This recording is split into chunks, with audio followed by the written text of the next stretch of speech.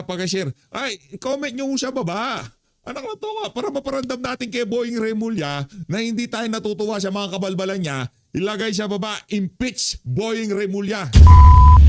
Yan na nga ba sinasabi ko sa'yo, Miko Clavano? Sabihin mo kasi sa amo mo, huwag siyang masyadong mayabang. Pag nagkataon, baka mauna pa siyang ma-impeach dito kay Vice President Sara Duterte. Meron daw hong nagbabadyang impeachment dito kay Boying Remulla. Mamaya ho, pag-usapan natin kung ano yung mga posibleng grounds for impeachment dito kay Ombudsman Remulla. At dito sa video na to, nako, Senator Rodante Marcoleta sa saganang mamaya. Biyernes ho ngayon, kaya matik na mapapanood ho natin siya dyan. Pero bago ho yan, isang like at isang subscribe, masaya na ho tayo dyan. At sa mga gusto sumali sa ating community, yung join button, nandyan lang ho sa baba. Betrayal of public trust. Pambihira. Anak ng toka. Diba, wala nang tiwala sa bayan ng Pilipino dito sa ombudsman na to. Bakit?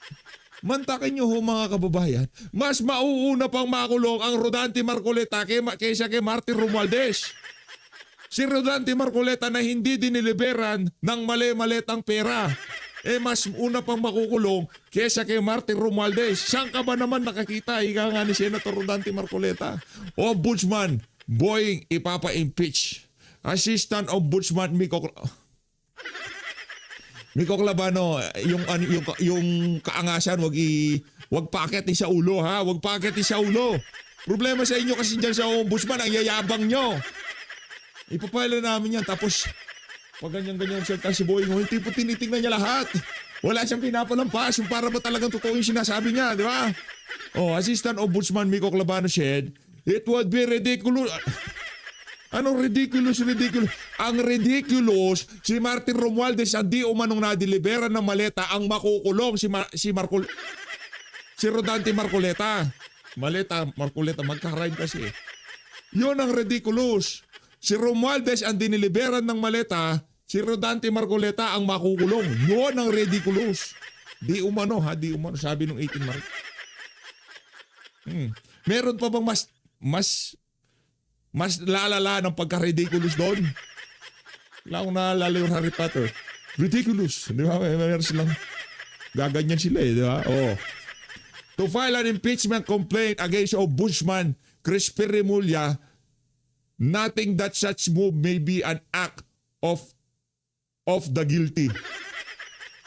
Nako. Clavano made that statement in response to a rumor that an impeachment complaint against Remulla is being circulated among members of the House of Representatives. Nako. Siguro sabi ng mga taga-House of Representatives, napakakups naman niya si Remulla. Mayat tinatakot tayo ng kaso. Tanggalin nga natin yung buwisit na yan. Napuno.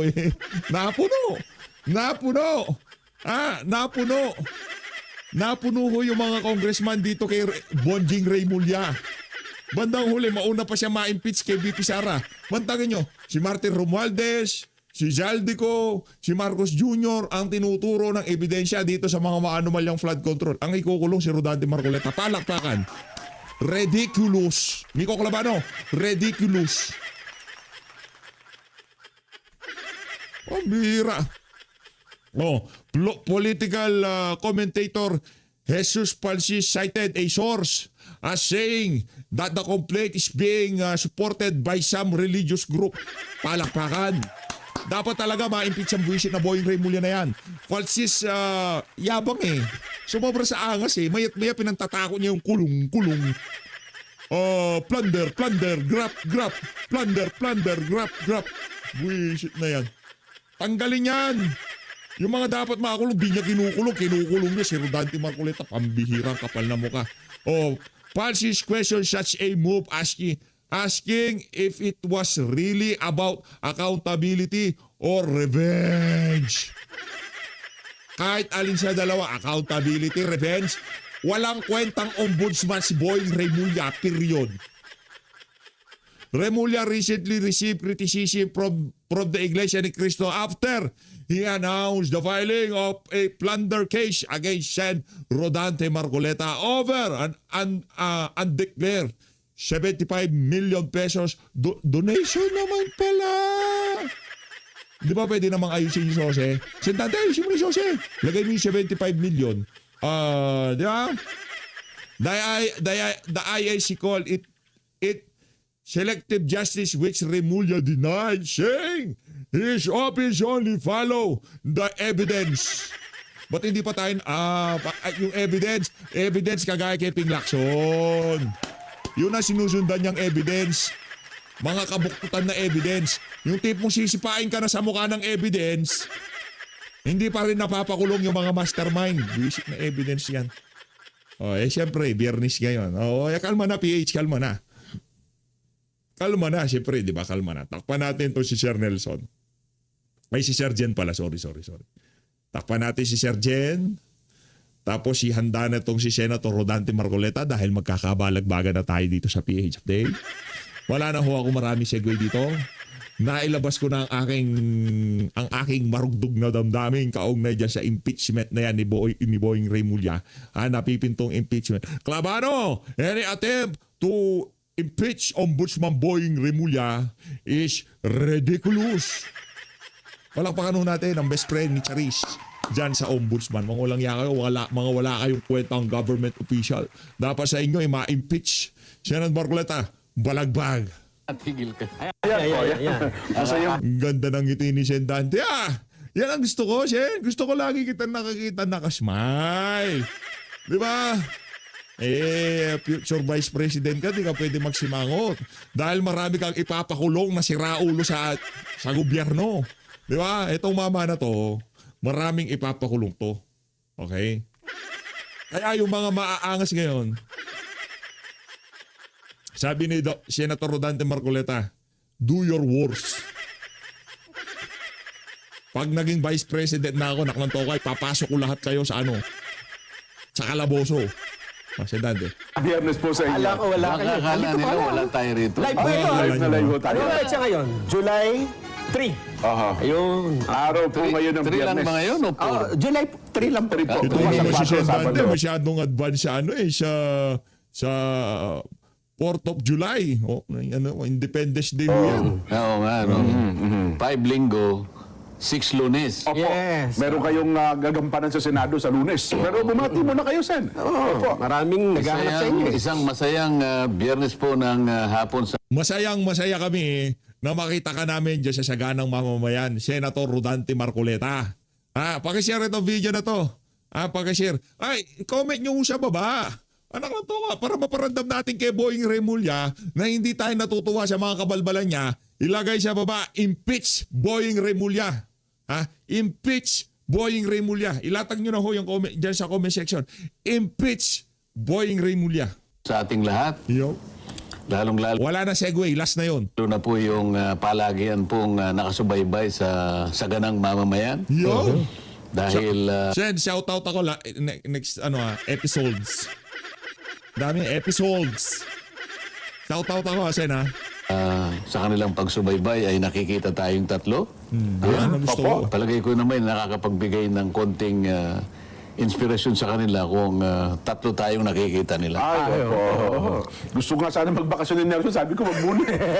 Hindi. Kasi napansin ko nung wala si Nelson, Opo. medyo mababa ang views natin eh. Ay, opo. Talaga naman. Iba yung kompleto. Kumbaga yung kwentuhan ng barkada, iba pa rin pag nandiyan si Sir Nelson, di ba? Pagka wala naman ni si Sir Jen malungkot din naman pag silang dalawa lang ni Senator Rodante Marcoleta. Kanya kailangan pagka magsasaganang mamamayan, kompleto ang barkada. Siyempre dapat nandiyan si PH Update, di ba? biglang nag-ipal si PH. Dapat kasama pa siya. Kumbaga sa ulam, may dapat kumpleto rekado. Yeah. Kaya ngayon, kapag kompleto tayo, ay palong-paluho yung ating mga palong-paluho. viewers at mga taga-subaybay. I-share nyo po yung ating Facebook Live at ang YouTube Live. Net25 News and Information Share. Channel. Tandaan nyo po Net25 News and Information Channel, Facebook Live at saka YouTube Live. At lagi natin pinupush ano po yung sa YouTube Live. Yeah. Sabi mo kanina, medyo tumaas na yung following, ganyan? Following po at saka yung live na nanonood. Boomer tong si Sen Dante. Pero in fairness nagpapaka-Gen Z siya, inaalam niyo yung mga followers. Gano'ng itinaas? mga sa tingin ko, Sen, mula nung nagsimula tayo, Naging 3 times, 4 times, ano? 1,000 times pa sa tansya ko eh. Oo. Sa bagay, yung 10 years ago. Oo. Eh, ako lang yung personal kong follower sa social media. Baka Sen, eh. naman ang pinag-umpisahan mo yung nandun pa tayo sa EDSA. Maligaya Building. Maligaya Building 2. Hindi naman pwede naman po. oo. Tatlo lang tayo Tsaka hindi pa kasali si Nelson noon, dalawa lang tayo noon. Tsaka radyo lang yun, hindi tayo nakikita. Hindi, pero ito naman ang basihan ko lang, Sen, mula nung January this year. Kasi January this year. yung Maligaya Building 2 kopong-kopong pa yun dyan eh. Bigla ko nga. nga po naalala, no? Di ba yung ano pa tayo nun eh. Ang tawag doon eh, sabi ko ayoko nang merong... May headset. Headset, Headset opo. kasi Headset. radyo eh. Aha. Oh, nabibingi ako lalo pag may headset eh. Tapos oo nga nung napunta tayo sa sandali doon sa New Era. New Era University, yes po. Alam oo. mo naman yun, ano? Hanggang sa eventually, Dito. nakapag-transfer tayo dito sa studio na permanente na Yes ito. po. Oo nga, bigla ko naalala yung mga ganung pagkakataon, no? Oo. Mula sa mahirap na kalagayan, ngayon nasa... Napakaganda mo pang lalaki nun dyan. Batang-bata. At lalo tayong pinalakas nung sinama sa atin si Nelson. Ayun, sinasabi. Diba? Oo. Talagang, ano na? Anong tag doon? Naging susun-susun na po ang pagkatagumpay ng palatuntunan. Yun. Talagang ano naman yan eh, nasa kombinasyon yan eh. Tama naman. Di ba? Kung minsan pagka maganda yung kombinasyon, parang basketball ba yan? Opo. Kung minsan yung magaling na coach ng ng basketball team. Alam niyang pagsasama-samahin yung para i-counter yung kabila eh. Yes po. Oo. May substitution. May ano yun eh, skill yun eh. Yes, opo. Strategy, etc. Opo, alam nila niya yun. Kaya yung nag-isip na pagsama-samahin tayong tatlo, Napakahusay. napakahusay din nung coach natin dyan, ano? Opo. Yan. At saka dati, ano ba yung ibig sabihin ng... Tsaka dati wala pa tayong kape. Ngayon nakita ko naman sari-saring kape. At saka, wala Ako, pa tayong saito nun. Sen.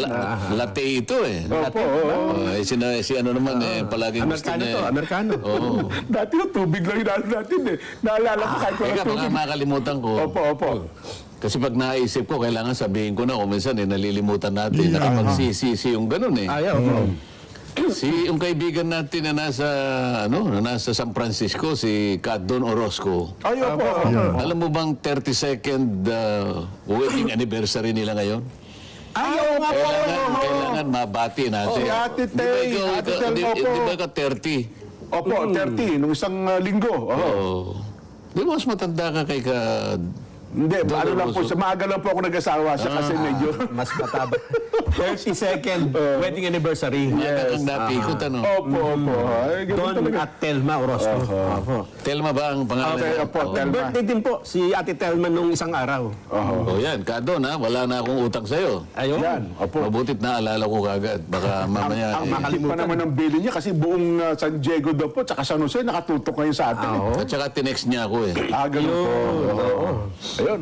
Doon, napakalakas mo, ano ha? Eh kami pag nag-text kayo siya, gusto pabati, ay. Naku po. Saan katerba ang nanonood sa atin, Jen? Isang Ay, naku, katerbo ito yan. nga. Hindi pa karaniwan ito, ha? Facebook Ay, at saka sa YouTube. Oy, Ano, ha? grabe naman yan. Grabe naman to. Talagang ang dami nag-aabang kay Tingnan Senator. mo nga yung sa YouTube kung gaano. Uy, ganun din. Nako. Talaga naman, oh. Bakit kaya? Kasi meron tayong importanteng pag-uusapan, Sen. At saka nakita nila ngayon, masaya tayo ha. Masaya. Masaya. Kinakailangan ho ay ang ating mga issue ngayon ay para sa mga magsasaka, sa mga mangingisda, at para po sa mga buhay-buhay ng ating mga kapwa Pilipino. Tama-tama, Jen. Pagka mga ganyan, OFWs. yan palang nakahanda nating tatalakayin ngayong hapon. Ano? Opo, kasi para i-inspired natin yung mga magsasakasin eh. Ang iba ko kasi medyo nalulungkot. Jen, Nelson, Sen, may pag-asa pa ba kami mga magsasaka? Oo, lagi Hindi namin mo naman. narinig ganyan kay Sen eh. Buti pa si Sen, anya. Hindi mo naman sila masisisi dahil nga sa hirap ng buhay ngayon. Opo. At kung minsan kapag naalala nila na bakit kaya kami ang nagsasakit para ipundar natin ang pagkain ng mamamayang Pilipino. Opo. Bakit parang kami itong hirap na hirap? Di ba? Kasi parang may irony nga dun eh. Sila nga yung nandyan sa agriculture natin Pagkain para eh. pasaganain yung ating mga pananim. Para sa ganun, bastante tayo sa pagkain. Pero pag titingnan mo, pagka ikaw ay nagpunta sa kanayunan dyan at nakausap mo yung mga magsasaka, makikita mo yung iba't ibang uri ng kanilang alalahanin eh. Opo. Dahil ako'y naging farmer naman, yan naman ay hindi ko naman ikinakaila. Opo. Katulad nga ng gusto ko sanang i-contribute sa hapong ito. Kahapon kasi, pinasyalan ko yung aking mga pananim dyan. Ganun mo ba? Alam mo naman, alam naman ng lahat ito, kahit naman tayo'y... Ito. At lahat lagi yung mga kinukwento yan, Sen. Opo. wala pa akong sinasabi, pinasinag mo. Maya-maya ng konti sana. Excited po. Excited, Sen. Sige, sige. Kasi, ang tinatanim natin ngayon dyan, yung high value crops. Ba? Oho. Dalawang klase ang high value crops dyan. Isang itinatanim dyan sa mga, yung upper upland. Upland, Yung opo, upland. opo, oho. Yung upland kasi, kung tawagin yung mga gulay dyan, ay chapsuy. Pangkaraniwan, nasa Baguio. Bagyo yan. Ang iba naman ay nanggagaling sa Quezon. Mga upland dito, Nelson eh. Opo. Ngayon pagka lowland na gulay na high value crops, ito yung yan. pakbet, sabi nila. Pakbit, So yung akin, dahil sa lowland naman ng Tarlac din, Nelson, pakbet ang aking high value crops. Kaya nakita ko yung mga pananim ko na, Opo. Meron ako sitaw, meron akong dalawang klase ng talong, isang bilog. Aba, O ipakita nyo nga yung... Ako, sarap yan, bilog. Ito, Ayan ang talong mga ito. talong. Talong to, oo. Yan ang pananim. Talong pa lang yan. Pwede ba direct pasinag mo yung bunga? Yung bunga lang muna ng talong. Para makakita natin yung Akala ko anong talong yung talong. Yan ang sarap. Yan paborito ko yan. Mas gusto ko yung bilog na yan kaysa dun sa mahaba. Mas trip po natin yung mga ganyang klaseng Nako, sarap po yan. Ilagaan nyo lang yan. Manamis-namis po yan. Yan ang bilog. Nakakuhan pala yung mga... Ayan, tingnan mo na. Talong na ba yan? Hindi ho natin gaano trip yung pahaba. Mas gusto ko yung bilog na na talong. Nagtalong. Ayan. Isang bilog, tsaka yan pa. Sa kaya yung farm ni Sendante na yan, mapasyalan nga pagka magpipitas ako ng talong na bilog. Paborito ko yan eh. Saan ba yung farm mo? Papasyal ako dyan. Pahaba, yung kulay violet. Yung pahaba, karaniwan nakikita Yes po, natin. oo. Pero yung bilog, para sa akin, mas masarap yun eh. Yun ang pang-pakbet talaga, Sen. Parehas kami ni Shen. Parehas kami ng trip. Kasi yun, sasawsaw mo lang sa sa bagoong na may suka. The best na ho yun. Sabihin ko sa inyo. Pagka hindi nyo pa nasubukan, bukas subukan nyo. Hanap kayong talong na bilog. Lagay nyo lang sa ibabaw ng kanin. Approve na yan. Laban-laban na yan. Highly recommended. Sen. Oo, yan naman yan ang mga sitaw. Sitaw. Makikita ninyo na konti pa lang ang tumpok. Kasi nag-uumpisa pa lang na nagbubunga yan. Alam mo, mapapakinabangan lahat yan pagdating ng yan, kalabasa. Kalabasa. Nakita mo naman yan. Manamis-namis yan, oo. Unti-unti nakikita mo kasi yan ang mga pangunahing bunga. Opo. Pero kapag umabot yan ng Agosto tsaka Hulyo dyan, maramihan na yan. Kung kayong gustong imbitahin, para sa ganun, makita natin. Ayan pasimula Sama ako dyan, Sen. pa lang yan. Ayun pala, Agosto pa lang, kasagsagan yan, Sen. Ayun pala ang panahon yan. July, itong July, makaka-harvest na ng marami-rami, pero ang karamihan dyan, yung Agosto tsaka September. Yung aking ang inaasahan dyan, huwag naman sanang lumakas ang ulan. Yan naman yung mga bagong tanim na Lettuce. Ayun, masarap yan. Yan makikita mo yan, parang cup lang na maliit dyan. May tubig yan. Sa Pero ilalim. yung tamang laki niyan, ay kasing laki ng isang maliit na bola yan. Okay. O kapag yan ay binenta mo, minsan aabot ng 30 pesos isang cup na yan. So kung meron kang 1,000 ibebenta, so may 30,000 ka dyan. Di ba? Isang harvestan ho yun, ano? Oo. Yan naman yung sa tatamnan na yan. Inire-ready pa Nasa lang net, nakikita mo yung net, di ba? Opo. Net lang yan. Yung isa kanina, yung may lettuce, greenhouse yun. May konting palamig yun. Opo. Controlled environment yun. Oo, yan, kontrolado din. So nakikita mo, ganun. nilalatag na yung Alam mo, kaya gusto kong ipakita yan Ano naman pagkatanim dito, Sen? sa barangay namin. Mga gulay din. Gulay din ito, oo. oo. Diyan mo makikita yung grafted na ano. Makikita mo yung, lalo na sa lugar na may matubig, ano. Opo. Di ba yung kamatis mamamatay pagka nilubog yung, ano, Opo. pag nilubog yung Kaya puno, puno. patay yung kamatis. Bubulok Pero yung talong, hindi siya mamamatay. Oo, buhay. So, ang ilalagay nila, pag dudugtungin yung puno ng, ano, ng talong, tapos i-grap yung kamatis, mabubuo yung kamatis. Ay, oo nga. Matindi, no? Oo. Oo, yan yung mga kalabasa. Diyan. Pwede na pala, no? Oo. Nakikita mo yung mga... Ako, yung bulaklak niya, no? At saka yung talbos, yan ang paborito ko, eh. Oo. Oho. Yung bulaklak niyan, Jen, Opo. minsan makikita mo, di ba, pinipitas yung bulaklak. Opo. Pwede mo alisin yung pagka wala yung buko, yung ano, kasi pag nandun na yung bunga na yun eh. Opo. So, kailangan Makikita nyo na, eh. alisin mo yung excess na wala pa yung buko na yun. Pwede pa yun. Para mas dumami yung magkakaroon nun. Tutubong bago.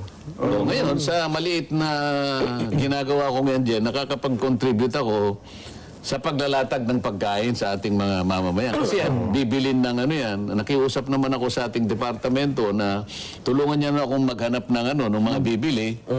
So every time na makapag ano, may nakabantay naman na bibili kaagad. Ayun. Oo. Eh, ang tanong po ng mga babayan natin, kagaya nitong, ay ito, kilala niyo ito, si Brigido Nevera Jr. eh. Ay, naku, si Kuya Briggs. Nag-aalaga eh. Si Bridge. Siya nga yung taga ano ko riyan eh. Siya nga. Siya yung aking kapatas dyan. Ayun. Si Gladys Castro Apurada ng Dubai. Aha. Ang sabi niya, sen, ang gusto ko malaman kasi ay saan ka kumuha ng patubig dun sa mga tanim na gulay? Meron akong solar. Ay, yung windmill. Yun ang dalawa yun. Opo. Yung windmill, yung nakita mong, kaya lang, Opo. hindi ko nailagay dyan. Opo. Yun ay para doon sa greenhouse. Ayun. Yun naman for value crops. Ito na yung, malaki yung malaki yung capacity noon. Kasi, nung purbahan namin yung buga ng tubig niya, Opo. malakas. Ay, ito. Nagkaroon lang ng konting problema kasi yung klase ng tubig, alkaline. Ganun po. O kaya kailangan lagyan mo pa ng konting, treat mo ng konting ng chemical para sa ganun. Acidic na konti. Hindi maging acidic yung yung lupa. Ganun pala yun. Naaral yun eh. Pati yung paglalagay ng net house. Wow. Nagpatulong ako doon sa kaibigan ko na head ng Taiwanese mission sa Tarlac. Kasi nakaibigan ko na yun eh. Bata pa, pero doktor yan sa kaya ang pangalan ng mga technician nila tungkol sa pagtatanim, plant doctor. Meron silang mga plant Oo, doctor. yung pinaka-head nila na nakabase sa Tarlac City, naging kaibigan ko. Kaya lalo ako na-inspire. Sabi ko, pwede mo ba akong tulungan? Sabi ko, tingnan mo yun. Kasi magaling, meron silang technology eh. Pakitingnan mo yung uri ng lupa, ng mga ganyan. At minsan naman, tutulungan din ako ng technician. Meron technician galing sa munisipyo eh. Opo. Meron din technician na galing sa region. Municipal at saka regional agriculturist. Matyaga ka lang. Kaya lang, kaya ko pinakikita ito para sa ganun. Ma-inspire yung mga kababayan natin na magsasaka. Kaya lang, ang nagiging concern nila dito, Opo. kailangan talaga ng budget din. Halimbawa, yung pagtatayo ng solar, kung wala ka namang gagastahin din, paano mo maitatayo yung solar? Lalo yung landlock yung lugar nyo. Oo, napaka-importante kasi ng patubig din para mabuhay ang halaman. Yes po. Parang tao din yan eh. Saan ka nakakita ng tao na nabubuhay, hindi umiinom ng tubig? Pwede yun. Ganyan din ang halaman. Ngayon, kailangan nating suportahan ang mga magsasaka kasi kung sila lang, hindi nila kayang panagutan talaga. Lalo na ngayon, yung production cost ay talagang tumaas ng tumaas. Bukod dyan, nakita mo yung si Ka Yuan, yung ating... Opo, sa Ligumba. Si Yuan sa Ligumba. Iyunlad. Opo. Dalawa yung grupo ng tao na tinulungan natin sa agriculture pa rin. Opo. Yung Yuan sa Ligumba, ito yung marunong sa kooperatiba Okay. na nakapag-organize siya. Gumawa kami ng pilot projects, 3 lugar. Opo. Ang probinsya ng Isabela, ang probinsya ng Tarlac, at saka yung probinsya ng Iloilo. Iloilo area, opo. Na itatag niya lahat ang kaya bumilib din yung secretary ng ng Department of Agriculture. 100,000 na raw sila, Sen, ngayon, ha? Hindi, nakita niyo talaga Opo. kasi mapursige, maalam, skillful sa kooperatiba, na ipapaliwanag na mabuti. Hindi lang ako nakakapunta kasi sa dami rin ng ginagawa natin. Pareho kami ni Secretary Chu na iniimbita kaya lang. Bisa nagtuturuan na lang kami. Sabi ko, Sek, ikaw muna. Nako, nandito ako sa ganito eh. Ikaw muna, sabi niya. Hindi kami magsabay. Oho. Tapos yun namang isa, ang kanyang ginagawa, tinulungan din ng Department of Agriculture. Magaling naman siya sa pag-i-stabilize ng lupa, ng sakahan. Yun naman ang kanya expertise po. Yun ang expertise kasi ganito yan. Ang lupang sakahan natin, pangkaraniwan, lalo na sa alam mo, may 1 hektarya ka. Opo. Kailangan aralin natin to, Nelson eh. Opo. Ang 1 hektarya, para ikaw ay makapag-produce ka ng palay, karaniwan. Diba, gusto mo, mag-average ka ng 100 kabans per Opo. hektar. Opo. Dami yun. Mangangailangan ka ng pataba, hindi kukulangin sa 8 bags ng pataba. 8 sako. Yung urea ito yung chemical. Opo, oho. Napakamahal ng urea ngayon din. Nako. Lalo na nung pumutok ang digmaan sa pagitan ng Russia at saka ng Ukraine. Yan. Diyan Opo. ang gagaling yung fertilizer, yes yung po. ginagamit natin sa pataba. Kaya hindi lang nagdoble, tumriple. So palagay mo nasa 6,000 na yata yun. Ewan ko, 3,000 o Yung isang sako, 5,000. parang mga 4,000 Isang po, sako. Sen. Opo. Kung 8 kakailanganin mo, Nako. talagang doon pa lang. 40 mil agad yun. Mabigat na yon. Oho. Ngayon, kapag hindi ka naman gumamit ng pataba, sayang naman ang isang cropping season, Oho. hindi mo makukuha yung targeted na production. Ayun. Ibig sabihin nun, yung productivity ng farm mo, ng lupa, Oho. mababa. Doon ka matatalo. Totoo. Ngayon, yung si Michael Ocampo, ito naman yung isang kagrupo ni Yuan sa Ligumba, magaling naman siya sa pagkuha ng chicken manure. Inahalo niya doon sa materyales. Kasi meron silang planta eh. Opo. Ang gagamitin na lang kapag sinama mo yung kanyang chicken manure tsaka yung chemical na So organic fertilizer pa ito, organic tsaka fertilizer. opo. Ang gagamitin na lang ng farmer, imbes na 8, isa na lang. Ba, hindi laking tipid ho yun. Kaya nakakatipid siya ngayon. Pagkatapos, pag nakita mo yung production sa farm, doble. Wow. So, dito siya kikita ngayon. Kasi yun ang laban lang ng ang laban ng farmer nandun sa ikabababa ng production cost Yes. at pagdoble ng yield. Opo. So, yung productivity ngayon, tataas. Ngayon, kapag itong dalawang factors na to ay hindi nagsama, matatalo yung farmer. Talo.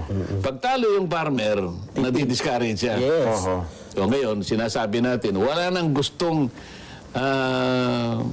sumunod sa mga yapak, sa mga bakas ng kanilang mga magulang ng mga magsasaka. Oho. Ako lang, Sen, personal akong naka-experience niyan na yung 1 hektarya, masaya na ako sa 30 kabans eh. Ay, mababa ang Kaya production ko. tama, kaya natalo. Pero Talo ka. yun lang kasi ang kayang i-produce. Yun nga. Oo. Kung ang anak mo naman ay 5 o kaya 6, Talo po sa... hindi ka makakapagparal ng anak. Totoo. Paano yung kanilang paggagamot pa?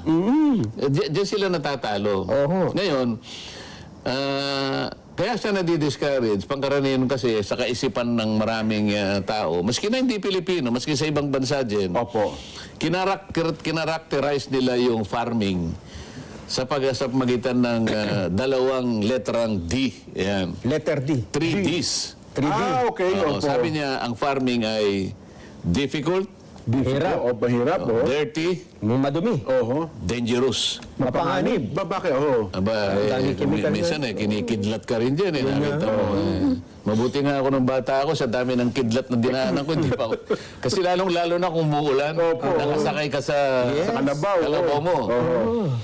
Abay, pagka nagsagit-sitan yung Kulugat-kidlat hindi ka naman. naman basta-basta makakababa eh. Ihila mo yung isa, nakasakay ka rito, meron ka pang pangkuna yung pagkain nila. Hindi ka basta makakababa eh.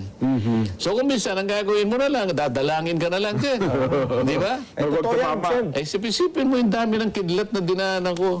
Yun nga. At saka yung paglusong sa tubig, Sen, mapangani. Dahil yung isa kong farmer, dati, namatay eh. Nakuryente. Dahil naman sa, nakidlat? hindi, yung linya ng kuryente. Dumalo, isa ko sa tubig. Kaya delikado. Hindi, Totoo minsan yun, ka, DJ. yung ahas, May meron ahas ding na ahas yun. yan. Opo, oo. Pag ikaw natuklaw ka ng ulupong, Naku po. Disgrasya. marami talaga yan. Hindi lang ahas, minsan insekto. Isa pa po yan. Oo. At ang naranasan ko pa dyan, Sen, yung kasi wala kang patubig, hihintay ka na ulan. Oo. Alam mo, naghintay kami, 4 na araw, ayaw umulan, no? Sabi ko, hindi tayo sabi ng mga farmer, hindi po tayo makapagtanim. Walang Bakit ulan. po? Wala hong tuyo eh. Oho. Eh di, So, sahod ulan lang pala kayo, masal kayo sa ulan. yung lugar yes, mo. Oo. nanalangin ako, gabi.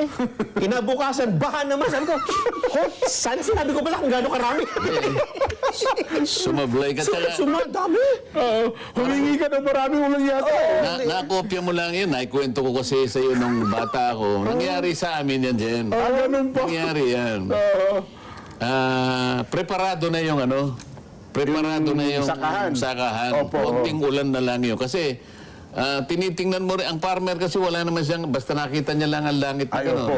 Tatanaw-tanaw lang. Ito na, kanya, uulan bukas ito sigurado. Ipiprepare niya ngayon yan. Pati yung mga punla, alam mo yung punla, bubunutin mo yun. Opo. Pagkatapos isa-isa mong ilalagay doon sa malapit doon, Tatali yan, isang bigkis eh. ulan Opo. na lang. Oo. Tansyahan lang, pero dahil nga yung experience ng tatay ko na siguro sa tagal ng pagiging farmer niya, pagka tingalayan, kasama yung lolo ko na, uulan bukas. Kabisado na nila yan. Pag sinabi nilang apakta, may mga termino sila eh, Kapampangan, pero alam ko, parang may relasyon sa ulan Yeah. o sa pagpatak ng ulan. So malinaw sa kanilang consciousness, yung araw ng kinabukasan talaga, papatak ang ulan. Yung timing, opo. So, pinrepair. Pati yung magtatanim, pati yung kakainin nila. Ganito, ganyan, ano? Yan po. Sa mga tweed, yung konting naipon ng nanay ko, talagang nakasakto na para bukas. Naitaya mo na, ika nga. Ngayon, umaasa sila na talagang... Papatakang ulan. Di ba naikwento ko sa iyo? Kaya mo lang yata... Hindi pa tayo Kinokopya mo lang eh. Nangyari ko talaga sa akin. Ngayon, O tapos, Wag kang magpaliwanag, Sir Nelson. Nangyari ba talaga o kinopya mo lang? isipin mo, biglang sumikat ang... Araw. Oo. Wala. Ang tatay ko ngayon parang nalungkot na, no? Kasi once na Naka-invest na kayo eh. yung punla na bunot mo na eh. Hindi mo naman mayano uli yun. Eh kapag hindi natuloy yun, matutuyo yun. Ano pa itatanim Saka namin? yung mga manggagawa, nabayaran na po yun. Advance Oo. magbayad. Pagkatapos nung mag-aalauna, 2:00 yata, ang nanay ko pumasok sa silid niya. Kinuwento niya sa akin yun eh. Opo. Nanalangin. Ba? Nanalangin talaga. Akalain mo after mga 35 o 40 minutes, biglang kumulog. Okay. Nung kumulog na ganyan, sagit-sita na ngayon, biglang tumilim. Eto na, bumuhos ang ulan. Naitanim ang dapat itanim din. Totoong nangyari ito sa buhay namin. Ganon ang isang farmer. Nakikipagsapalaran, alatsamba kung minsan, pero walang irigasyon sa lugar namin eh. Opo. Kaya yung pinakikita kong pananim na yan, ako nang nagkusang gumawa ng Solusyonan niyo yung patubig eh. Opo. Mabuti naman, napakababaw lang ng tubig, kaya lang alkaline, kaya lalagyan mo rin ng medyo magandang panggamot para sa ganun maging adaptable sa halaman. mga gulay. Maging balance. Oo. Ganyan ang Pakahirap karanasan maging ko. farmer. Ano? Mahirap talaga, dirty, nakita mo naman yun. Yung kalabaw lang, sinasabi ko sa iyo, pagkagising mo sa umaga, lalo na doon sa lugar namin, Opo. halimbawa, umulan ng malakas ng gabi, magpuputik yung kalabaw. Yung kalabaw pa naman, ang gustong-gusto niya, pag nagputik-putik, Ay, naku. maliligo pa siya sa putik eh. Parang nananadya talaga eh. Alam niya na sasakyan ko siya kinabukasan eh. Magdudumi. Paano ka sasakay doon? So, hanap ka na naman ng paraan kung paano mo siya paliliguan. Nako. gagamit ka ng timba, ng lahat ng kaya kapag nalinis mo na yung kalabaw, Opo. amoy kalabaw ka na rin eh. Gagamit ka ngayon ng sako. Yan. Para sa ganun, meron kang pangsapin. Opo. Kita mo naman yun. Baka kala kasi ng mga kababayan natin, nagpapanggap akong na farmer. Hindi po. Diyan po ako. Hindi ho si ano yan, hindi si Kiko Matching, no? Si Kiko Pangilinan ho kasi ano yun eh. Nagpapanggap ng farmer daw siya dinidiligan lang naman pechay ni Sharon, di ba? Ito, marami yung tanim nito. Talagang laki sa bukid ho itong si Senator Rodante. Lumaki. Pagka ako sinabi ko sa inyong laki sa bukid, maniwala ko kayo sa akin. At hanggang ngayon po ay nasa puso ko ang pagsasaka. Totoo. At kaya hanggang ngayon, nakikita natin siya, no? Talagang ang request na namin, sana pag may ani na po na marami-rami, baka pwedeng kami na ang mamakyaw at kami na rin ang magbenta.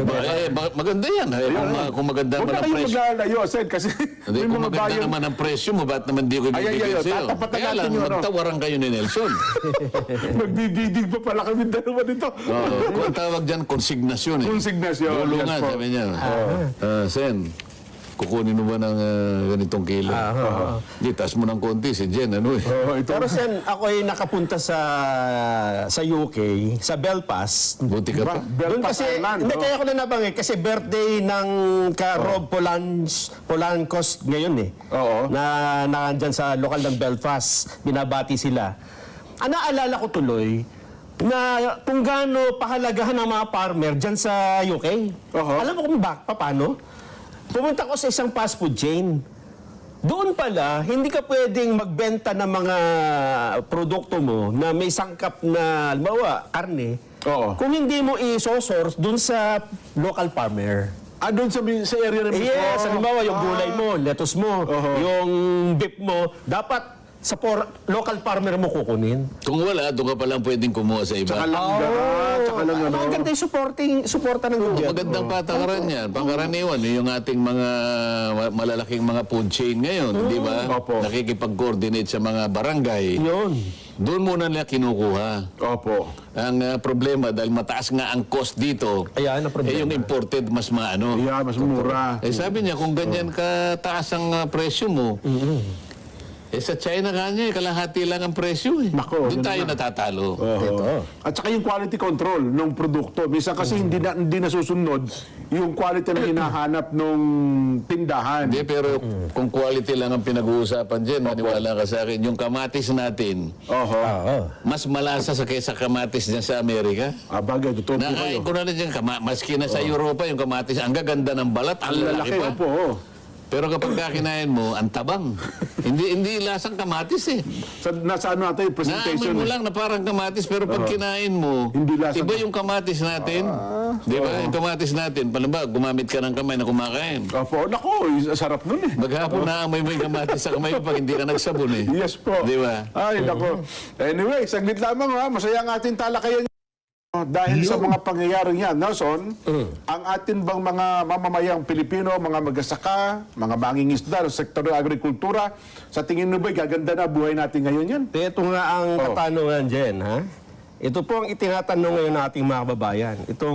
Ano ba pinag-uusapan natin? Itong pinakahuling update na ito, Sen, ha? Yan, opo. Na ikinagulat ko rin ito eh.